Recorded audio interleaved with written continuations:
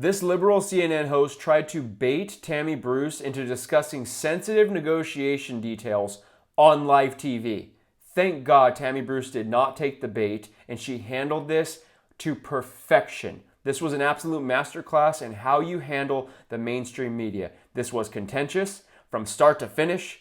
This was brutal. They were talking over each other. They were yelling at each other. And Tammy did an amazing job here handling this host, and we're going to watch it together. My name is Clayton Kearns from TrendingPolitics.com. Please make sure to like this video and subscribe to our channel. Please, it just takes a really quick second. It helps us out so much, especially in order to combat the misinformation and disinformation going on around the internet every single day. So without further ado, I'm going to play it full screen, and I will be back. By making Russian control part of the peace deal proposal, is the U.S. letting Russia get away with it?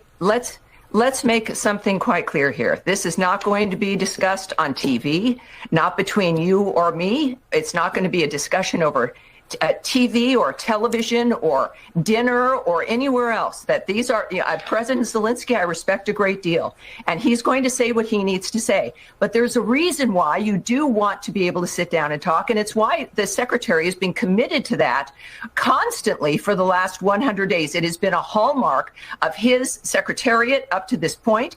Getting to peace and ceasefires is a hallmark and a North Star of President Trump's administration, and it's working because it's not a debate on television.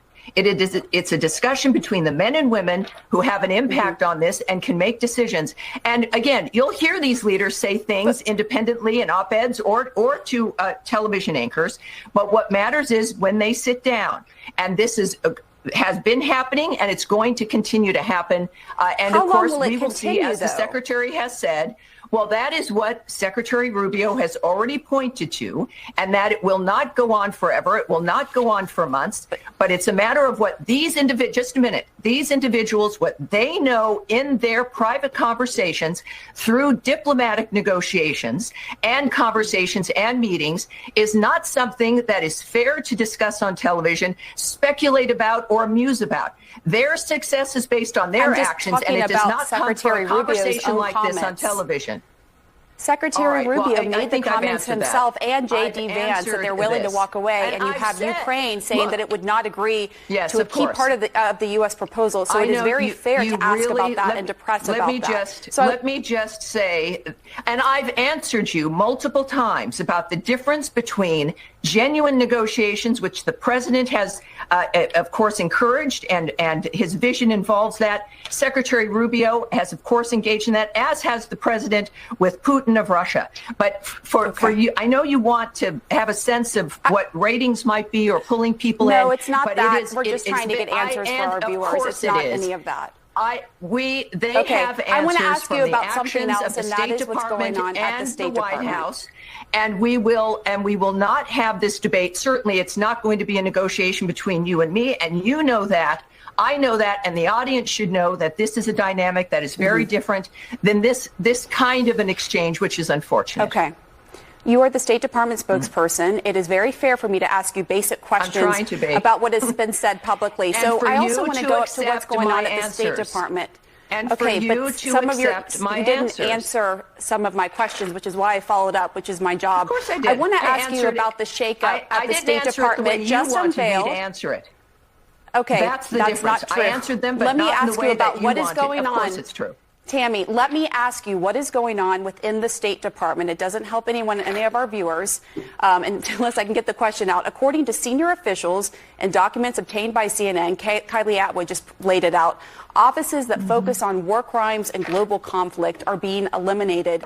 Why were those offices targeted? And are they? No, they're not. Okay, so they're not. So they're not being eliminated. Yeah.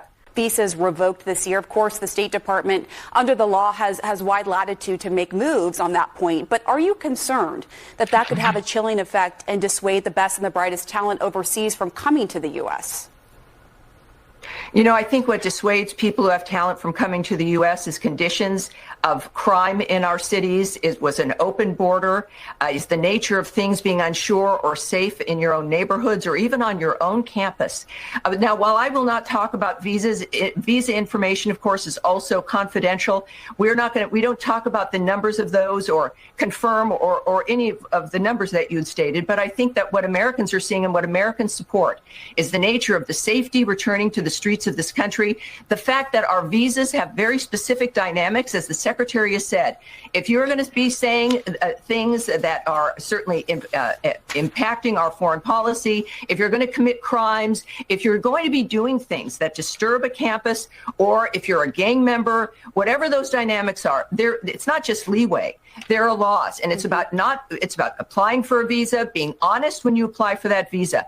And if you're not honest, and if you break the rules of that visa or do other dynamics that certainly DHS and DOJ, who are in charge of that framework, deem to be a problem, that visa is going to be revoked. Okay. And then you will have to go back home.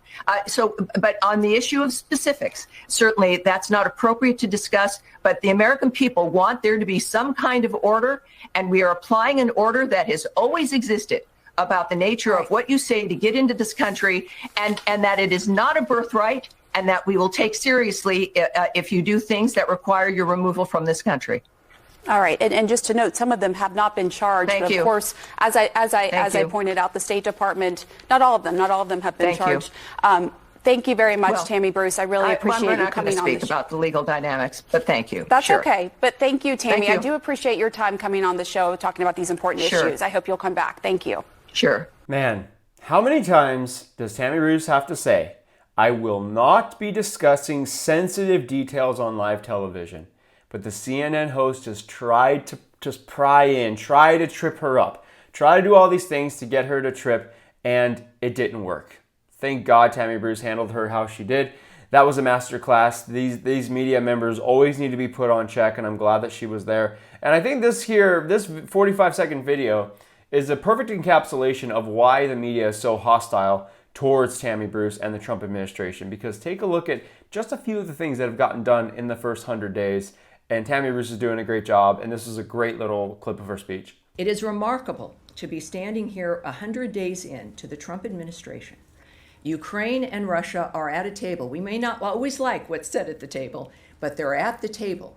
We've had a ceasefire in Gaza, which, after what had happened on October 7th, was a remarkable establishment. We continue, despite the resistance to the continuation of that ceasefire, to work on that so that that kind of carnage that has been generational can come to an end. The world remains in this place, and I think the American people knew who we needed in the White House, and it's Trump. Things are changing rapidly, and they will continue to. Can you believe it's already been 100 days? And once again, President Trump is just doing so many things at once. Not only is he working on the economy, negotiating tariffs, getting our country back on the railroad tracks, but he's also negotiating peace in two different major areas of the world. Okay? We have Russia and Ukraine slowly but surely nearing a deal. Hey, there's going to be a little bit of ways to go, but you know what? This is all going to be done. And President Trump has had a more productive 100 days than Joe Biden had in his entire 4 years. Now, it's kind of weird to say because Trump's first day in office, first 5 days in office, was more productive than anything Joe Biden did, but that's a story for another day. So let me know what you think about Tammy Bruce and the job she is doing at the State Department. And also, what you think about President Trump's first 100 days. If you're still watching this video this far into it, thank you so much. That truly helps us out in a big way. And just make sure to like this video. If you are watching still, all these minutes in, make sure to at least like the video. It helps us out a ton. God bless, and I will talk to you very soon.